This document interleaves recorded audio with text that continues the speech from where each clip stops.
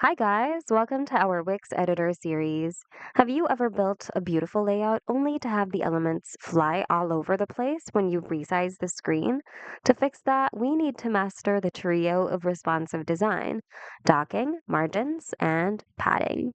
In this video, we are going to define docking, margins, and padding so your site stays responsive no matter what device your users are on. First, what is docking? Docking is how you anchor an element to its parent container. Through it, you're telling the element to stay attached to that specific corner or the center. It's like a boat at a dock. It can move a little, but it's not going to float away. Next, margins.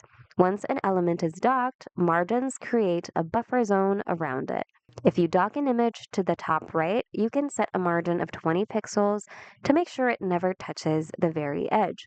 This keeps your design breathing and professional even as the container shrinks. And then we have padding. While margins are about the space outside an element, padding is about the space inside a container. When you add padding to a section or a box, you're creating a safety border that pushes all children elements toward the center. It's like lining a box with bubble wrap to protect what's inside. So, by understanding these three things, you'll create a rock solid structure. Docking sets the position, margins set the distance from the edges, and padding keeps everything inside the container organized. This combination is the secret to high-end pixel perfect sites that look great no matter what device a user is on.